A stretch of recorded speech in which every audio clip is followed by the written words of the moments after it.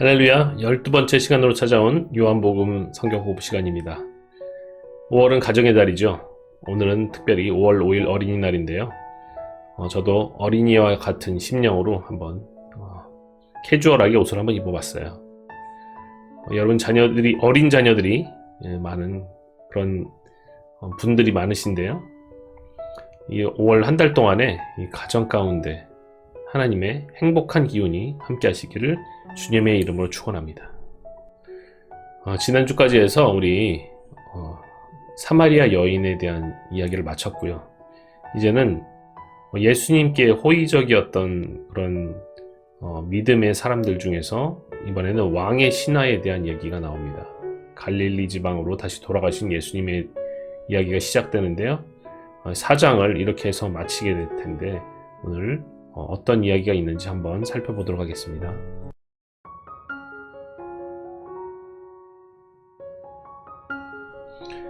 요한복음 2021년 사교구 다이셀 성경공부 요한복음 12번째 시간입니다.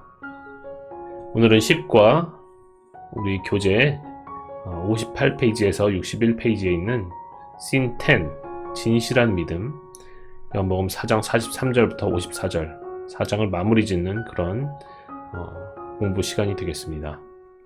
먼저 말씀을 읽어보도록 하겠습니다. 이틀이 지남에 예수께서 거기를 떠나 갈릴리로 가시며 친히 증언하시기를 선지자가 고향에서는 높임을 받지 못한다 하시고 갈릴리에 이르심에 갈릴리인들이 그를 영접하니 이는 자기들도 명절에 갔다가 예수께서 명절 중 예루살렘에서 하신 모든 일을 보았음이더라. 예수께서 다시 갈릴리 가나에 이르시니 전에 물로 포도주를 만드신 곳이라. 왕의 신하가 있어 그의 아들이 가버나움에서 병들었더니 그가 예수께서 유대로부터 갈릴리로 오셨다는 것을 듣고 가서 청하되 내려오셔서 내 아들의 병을 고쳐주소서 하니 그가 거의 죽게 되었음이라. 예수께서 이르시되 너희는 표적과 기사를 보지 못하면 도무지 믿지 아니하리라. 신하가 이르되 주여 내 아버지가 죽기 전에 내려오소서. 예수께서 이르시되 가라 내 아들이 살아있다 하시니 그 사람이 예수께서 하신 말씀을 믿고 가더니 내려가는 길에서 그 종들이 오다가 만나서 아이가 살아있다 하거늘 그 낫기 시작한 때를 물은즉 어제 7시에 열기가 떨어졌나이다 하는지라. 그의 아버지가 예수께서 내 아들이 살아있다 말씀하신 그때인 줄 알고 자기와 그 온 집안이 다 믿으니라. 이것은 예수께서 유대에서 갈릴리로 오신 후에 행하신 두 번째 표적이니라. 아멘. 들어가는 글입니다. 오늘 제목을 진실한 믿음이 중요하다 이렇게 잡아봤습니다. 예수님은요 이제 사마리아에서 이틀을 유하셨죠. 그리고 나서 갈릴리 지방, 원래 이제 유대에서 예루살렘에서 갈릴리 지방으로 오고 계시다가 유대인들이 지나가지 않는 그런 사마리아를 거쳐서 오셨는데 이 사마리아에서 전도하시면서 이틀을 유하시게 되었고요. 다시 갈릴리 지방으로 가셨습니다. 이 본문은 갈릴리에서 일어난 두 가지 사건을 이제 기록을 하고 있는데 이제 두 가지 사건이라는 것은 여기 오늘은요 한 가지 사건입니다. 이제 그 뒤에 일어날 5장까지 두 가지 사건을 말씀하는 거고요. 믿음의 대조가 일어나는데요. 오늘은 다루지 않는 다음 주에 다루겠지만 5장에서 나오는 38년 된 병자, 유대인 병자의 믿음과 또한 높은 권력을 지닌 왕의 신하의 믿음, 이것이 어떻게 믿음의 대조가 일어나는지 한번 염두에 두면서 공부해보면 좋겠습니다.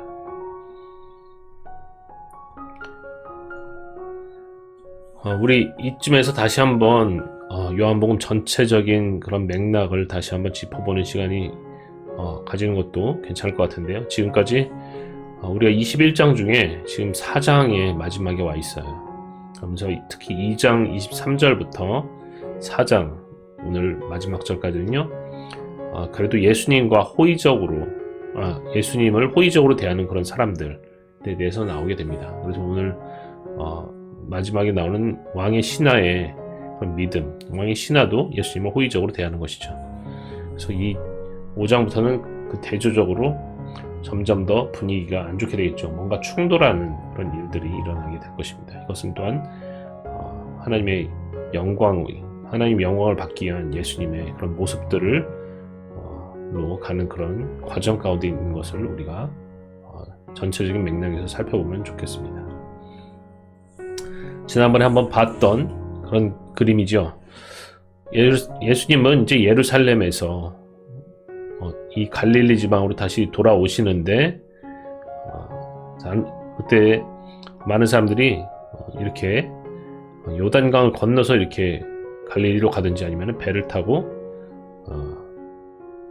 이렇게 갈릴리로 다시 돌아오곤 했다고 말씀드렸습니다. 사마리아와 상종하지 않기 때문에 부정하다고 여기기 때문에 사마리아를 통과하지 않으려고 했던 것이죠. 하지만 예수님은 이 사마리아를 통과했고 이 수가성 여인을 만나서 또 이제 복음을 전파하셨고 이틀간 유하시다가 다시 갈릴리로 돌아오게 되시는데요.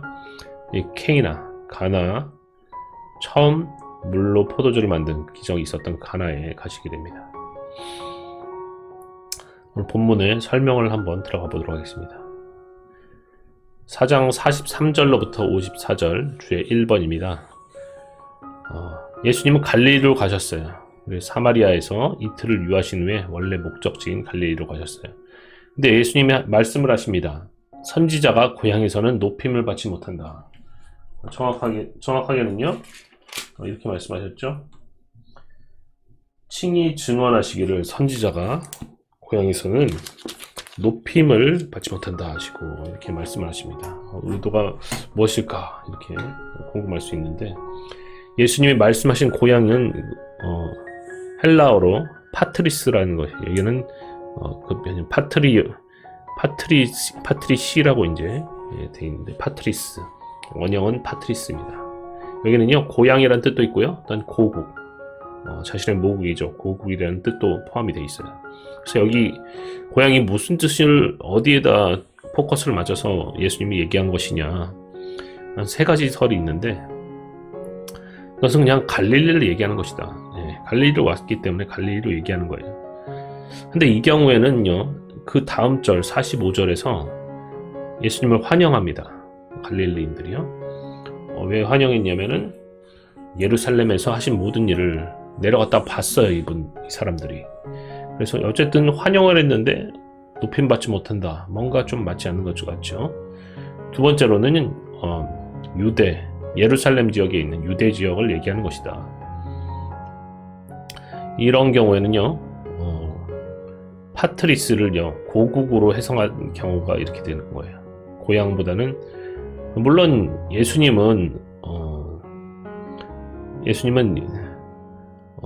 어디서 출생하셨습니까? 유대 땅 베들레헴에서 출생했잖아요. 그러면 예루살렘 근처잖아요, 그죠? 유대 땅인데,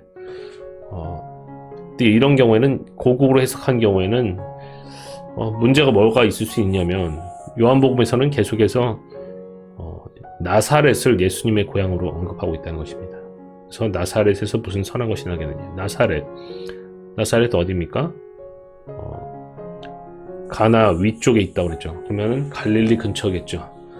그런데 갑자기 유대 땅, 고향에선 높임을 받지 못한다. 무슨 이렇게 뭔가 난해한 경우가 있고요. 세 번째는 아니다. 영적인 의미에서 그냥 고향을 하늘로 해석한 것이다. 하지만 이런 경우에는 하늘에서 환영을 받지 못한다? 이게 좀 말이 안 되는 것 같아요. 그래서 3번은 가장 설득력이 떨어지는 그런 설이 되겠습니다.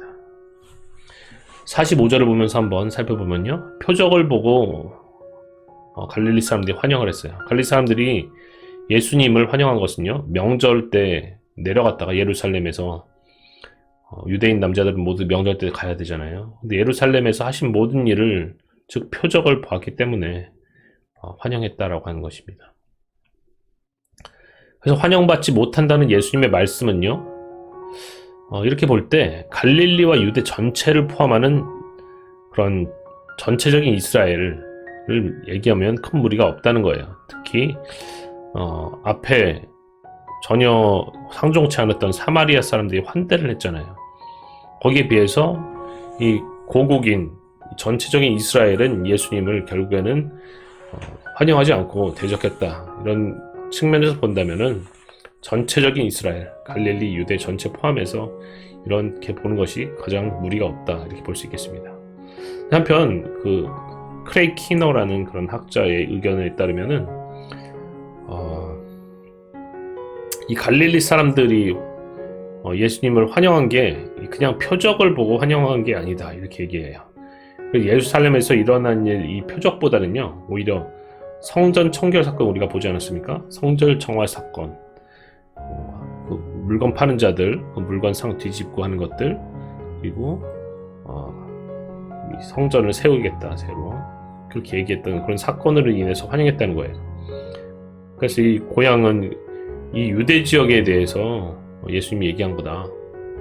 왜 그랬냐면은 이 갈릴리 순례자들이 그동안 뭔가 쌓인 게 많은 거예요. 성전 기관이나 상인들의 갑질에 분노했다. 이게 무슨 말이냐면요, 제사를 드리러 가잖아요. 그럼 뭐가 있어야 됩니까? 재물이 있어야 되잖아요. 그런데 이제 주로 이 흠없는 재물을 가져가야 돼요. 근데 만약에 이거를 먼 거리를 내려오면서 이 재물을 가져가다 보면 이 동물에 흠이 생길 수가 있습니다. 하나라도 생길 수가 있고, 이것들을 자신들은 또 이렇게 생각할 수 있죠. 이거를 별로 흠이 없다고 생각하는데 이것을 검사하는 성전 기관에서 야 이거는 결격이다. 그러면 구해야 되잖아요. 그러면은 그 성전 앞에 있는 그 상인들로부터 사야 되는데 싸게 팔았겠어요? 굉장히 좀 굉장히 비싸게 팔았을 것입니다. 이것을 그래서 바가지를 많이 씌웠을 거예요. 근데 이런 부분들이 전통적으로 오랫동안 쌓여 있었는데 또 이것들을 상인들과 성전 기관이 뭔가 결탁을 하고 있을 가능성도 높다는 것이죠. 이런 것들을 그동안 보고 할 수 없어서 이제 참아왔는데 마침 예수님이 이것들을 뒤집어 줬기 때문에 이걸로 인해서 환영했다. 그래서 따라서 여기서 고향은 예수님이 유대 지역을 얘기하는 것이다. 이렇게 얘기하는데요. 뭐 정말 그럴듯한 얘기긴 한데 다수설은 지금 현재는 유대 전체, 갈릴리와 유대 전체에서 전체 이스라엘이다. 이렇게 보면은 큰 무리는 없을 것입니다. 또 오늘 말씀은요, 중요한 포인트는 그런 것보다는요, 또 환영받지 못한다. 그것보다는 이제 갈릴리 가나에 도착하신 후에 가버나움으로부터 왕의 신하가 도착해서 요청하는 이 사건이 오늘의 주된 포인트가 되겠습니다. 예수님은요, 갈릴리 지역에서 갈릴리 호수 완전 근처는 아니죠. 가나는 약간은 내륙으로 들어가는데 첫 번째 기적을 베푸셨던, 물을 포도주로 만든 기적을 행하셨던 가나에 다시 도착하십니다. 이때 왕의 신하가 아들이 죽을 병에 걸려서 가버나움에서 예수님을 찾아와서 병을 고쳐달라고 요청해요. 마침 이 사람들이 얘기를 들은 거죠. 예수님이 어떻게 기적들을 많이 행하셨는지 이것들을 들었기 때문에 해결 방법은 이 예수님이라는 분을 찾아가서 병을 고쳐달라고 해야 되는 것이다. 이렇게 생각했던 것이죠. 여기서 왕은요, 당시에 이제 갈릴리, 어떤 베레아의 분봉왕인 헤롯 안디바입니다. 안디바. 세례 요한의 머리를 잘라서 헤로디아와 또 이제 그런 관계를 가지고 또 이제 그 딸의 춤을 추고 이제 달라고 했던 세례 요한의 목을 뱉던 그런 헤롯 안티파스인데, 갈릴리와 베레와의 분봉왕이었어요. 이 사람이 이제 이 사람을 얘기하는 것입니다. 분봉왕이라는 것은 봉건 영주처럼 이렇게 뭔가 전체적인 그런 나라를 다스리는 게 아니라 지역을 다스리는 것이죠. 그래서 잘라서 다스리는 것인데, 헤롯 가문은 이제 헤롯 대왕으로부터 그런 밑으로 계속해서 계보가 내려오고 있는데요. 헤롯은 그 가문은 이두메 사람이었어요. 에돔 사람. 그래서 약간 이방인인데 반유대인이라고 할 수 있을까요? 그래서 헤롯이 그 헤롯 대왕은요. 그래서 이제 이 성전을 헤롯 성전이라고 하는 그 수르바벨 성전을 재건해서 크게 만들었다고 했었죠. 이 아들인데 이제 헤롯 안디바스 이 왕입니다.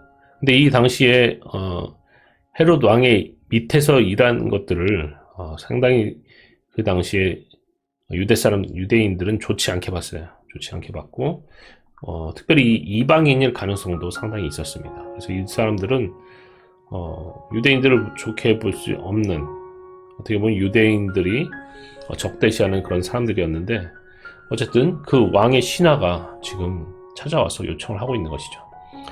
이 가버나움은 위치상 갈릴리에 있는 호수 근처에 있습니다. 북쪽에 있는데 근처에 있어요. 여기서 이 가나가 내륙지방인, 서쪽으로 내륙지방인 가나까지는요, 지금 거리로 치면 약 24에서 27km 직선 거리로 이 정도가 된다고 해요. 그래서 굉장히 오랫동안 걸어가야 되는 그런 거리입니다. 이 거리를 아들을 살리기 위해서 찾아온 것이에요. 근데 예수님이 치유 요청을 했는데 간접적으로 거절을 하고 계시는 것이죠. 뭐라고 얘기하고 있냐면요, 48절에 예수께서 이르시되 너희는 표적과 기사를 보지 못하면 도무지 믿지 아니하리라, 이렇게 말씀합니다. 여기서 너희는요, 이 복수예요. 2인칭에 대한 복수고, 왕의 신하를 지칭해서 얘기하는 것은 아닌데, 너희라는 표현에서 전체적인 그런 유대인들에 대해서 얘기를 하고 있는 것입니다. 그런데 너희는 표적과 기사를 보지 못하면 도무지 믿지 않는다. 그래서 여기에는 부정적인 뉘앙스가 담겨져 있죠. 치유를 요청했는데 표적과 기사를 보지 못하면 믿지 않기 때문에, 너희 믿음이 없기 때문에 치유를 안 해주겠다, 약간 이런 뉘앙스가 있어요. 이것은요, 요한복음 전체 지금부터 2장부터 4장까지 있는 전체 유대인들의 반응에 대한 그런 예수님이 말씀을 하신 것입니다. 그래서 믿지 않는다, 너희는 믿음이 없다, 부정적이다, 이렇게 얘기하는 거예요. 근데 49절에서 50절에 보면 왕의 신하가 믿음의 요청을 하게 돼요. 왕의 신하는요, 이런 예수님의 간접적인 거절에도 불구하고 다시 한번 가버나움으로 내려오실 것을 간청을 하고 있습니다. 주여, 내 아들이 죽기 전에 내려오소서. 주여, 내 아들이 죽기 전에 내려오소서. 치료를 안 해주겠다라는 그런 간접적인 의미인데, 주여, 간청을 하는 거예요. 내 아들이 죽기 전에 내려오소서. 그래도 내려와 주세요. 여기서 내려오라는 얘기는요, 이 가나에 있는 지역에서 이 갈릴리 호수 지역 근처로 가게 되면요, 거기는 해수면보다 갈릴리 호수가 약간 700m 낮은 그런 저지대였어요. 그렇기 때문에 어떻게 보면 고지대에서 내려가는 형국이 되는 것입니다. 이 가버나움도 바로 갈릴리 호수 근처에 있기 때문에 내려가게 되는 거예요, 해발 고도로. 그래서 내려오셔서 이런 청을 하고 있는데, 이 말에는요, 믿음이 담겨 있어요. 예수님은 치유해 주실 수 있다는 것이에요. 그래서 예수님의 치유 능력이 있다는 것을 신뢰하고 있기 때문에 내려오셔서 우리 아들 고쳐주세요, 이렇게 얘기하고 있는 것입니다. 믿음으로 요청을 하고 있는 거예요. 이거와 비교되는 것이 공관복음서, 여긴 요한복음에 나오지 않는 공관복음서에 나오는 수로보니게 여인, 아들 살려달라고 했을 때 유대인이 아닌 사람에게, 개들에게 먹을 것을 던져주는 것이 옳지 못하다고 했을 때 뭐라고 했습니까? 개들도 상에서 떨어지는 부스러기를 먹나이다. 보고 예수님이 칭찬하지요. 네, 그 믿음을 가지고 어쨌든 간절한 마음으로 살리기 위해서 나왔던 수로보니게 여인과 같은 그런 믿음으로 이 왕의 신하가 요청을 하고 있는 것입니다. 그러자 예수님은 즉각적으로 또 병의 치유를 선언해 주세요. 가라, 내 아들이 살았다. 이것은 예수님은 왕의 신하로부터 믿음을 본 거죠. 믿음을 봤기 때문에 가라, 내 아들이 살았다, 이렇게 말씀을 하시는데, 이 신하도 참 대단한 게 내려오셔서 고쳐주세요, 이런 말씀을 해왔는데, 나았다라는 말만 듣고 안 오셨잖아요. 아직 안 오셨는데도 믿고 돌아가요. 그 말씀을 믿고 돌아갑니다. 네. 그래서 이것이 믿음의 표본이 되는 것인데, 예수님께서 20장 29절에 요한복음 20장 29절에 보지 않고 믿는 자는 더 복되도다, 도마의 이야기를 하면서 보지 않고 믿는 자는 더 복되도다. 어떤 믿음의 표본이 되는 것입니다. 이 사람은 정통 유대인이 아닐 가능성이 굉장히 높은데도 이렇게 믿음을 가지고 있다는 것이죠. 그래서 보지 않고 믿는 자는 더 복되도다.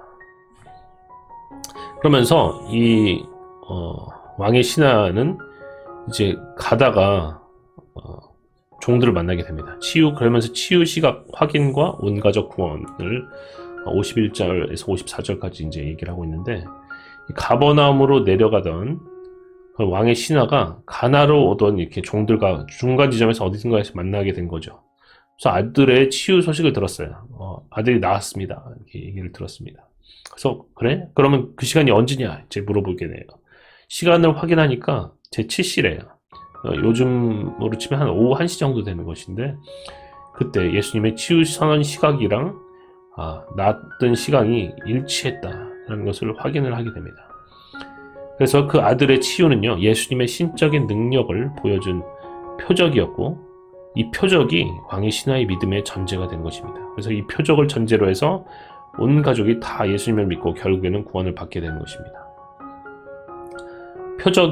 예수님은 처음 표적에 대해서 어떻게 얘기했습니까? 너희는 표적이 아니면은 도무지 믿지 않는다, 이렇게 얘기했잖아요. 그죠? 표적과 기사를 보지 못하면 도무지 믿지 아니하리라. 부정적으로 얘기하셨어요. 하지만 이런 경우에는 표적이 구원에 이르게 되는 경우도 있다는 사실을 좀 보여줍니다. 한 가지로 표적이 다 틀렸다, 이건 아니에요. 하지만은 그 마음 가운데, 특별히 유대인들 가운데 표적을 좋아하는데 또 이제 표적만 쫓아가는 것들, 이런 것에 대해서 경계를 하고 계시는 거고, 표적 자체가 나쁜 것은 아닌 것이죠. 그래서 어쨌든 이 왕의 신하와 왕의 신하의 가족은요, 이 표적을 보고 믿게 되었어요. 다 구원받게 되었습니다.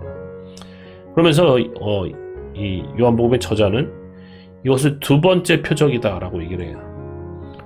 예수님이 이게 두 번째 표적인가요? 두 번째 표적? 굉장히 그동안 예루살렘에서 많은 표적들을 행하셨잖아요. 네. 굉장히 많은 표적을 행하셨는데 54절에 보면은 이것은 예수께서 유대에서 갈릴리로 오신 후에 행하신 두 번째 표적이니라. 네. 저자는요, 의도적으로 이 두 번째 표적, 이거를 강조를 하는 거예요. 갈릴리 가나에서 일어난 표적.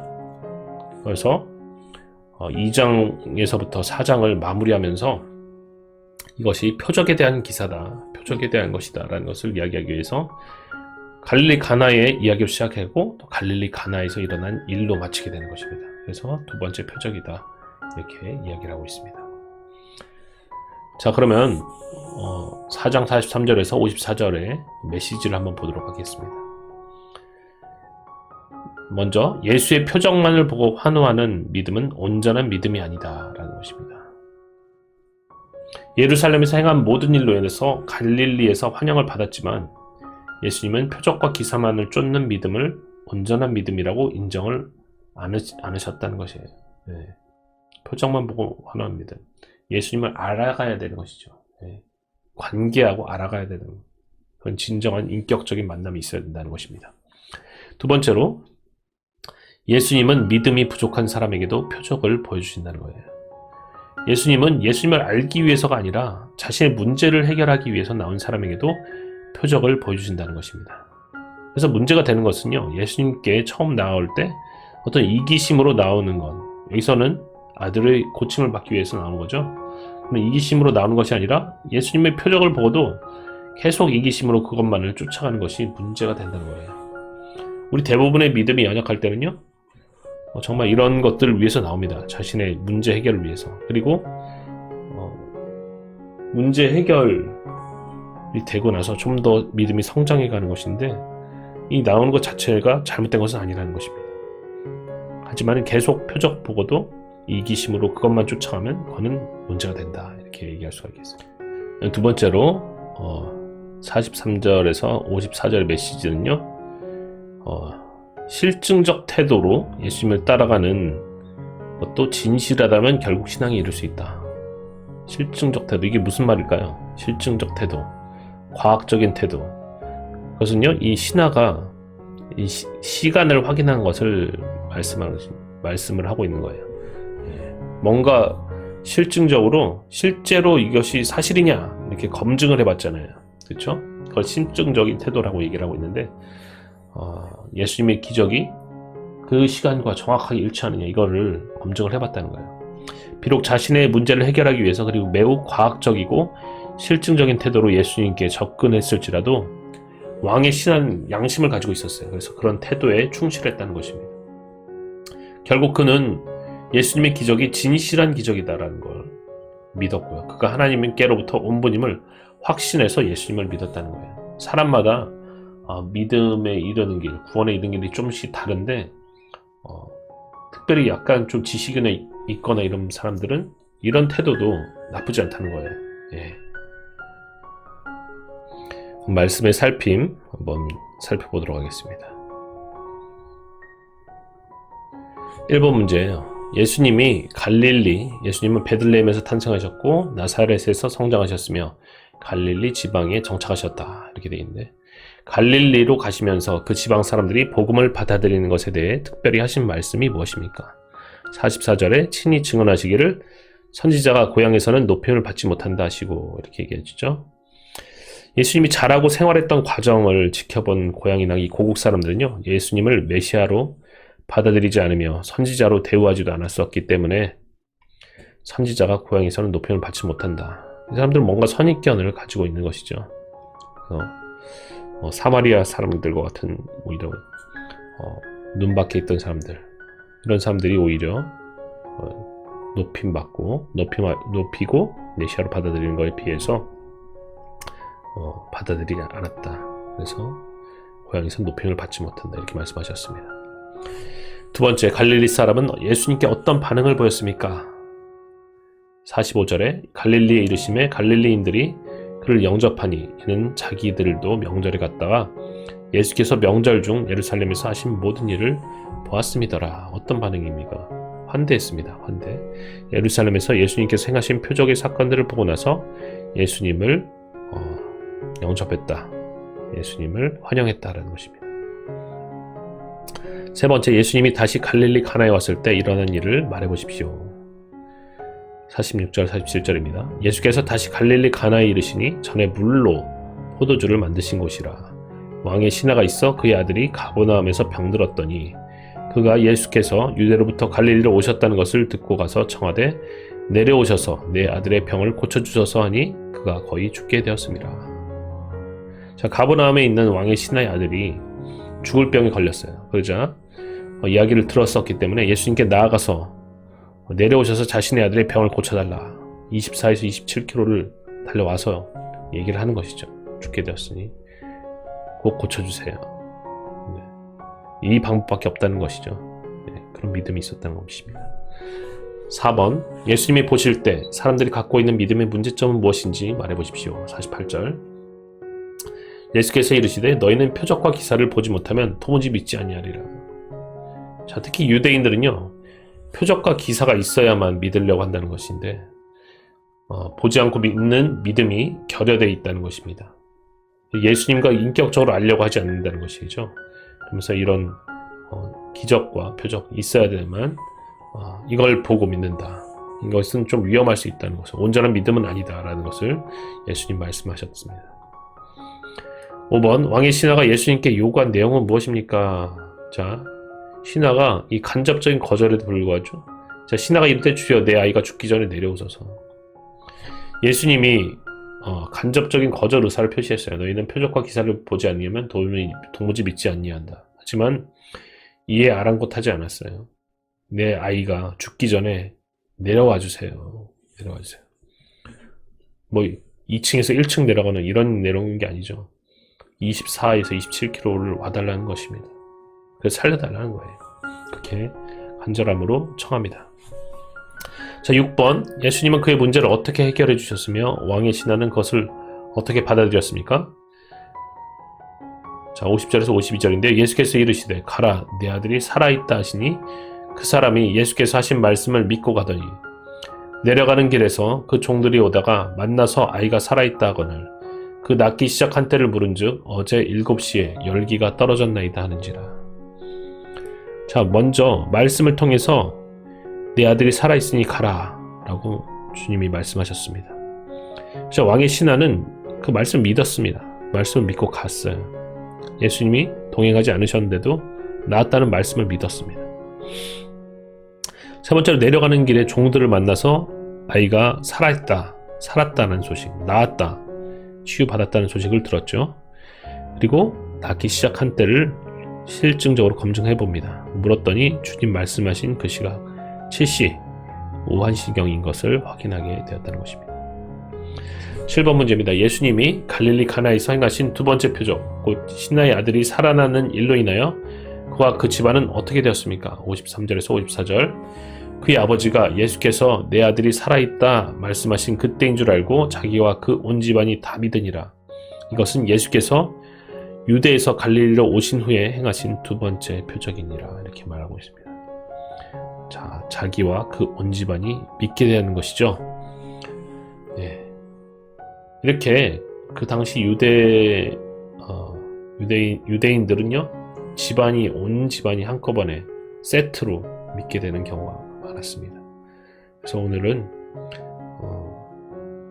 결국에는 이 표적을 보고 표적이 계기가 되어서 왕의 신하와 그 가족이 다 믿게 되는, 예수님을 믿게 되는 그런 구원의 역사가 일어난 것들을 오늘 살펴봤습니다.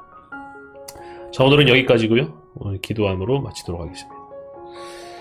하나님 아버지 감사합니다.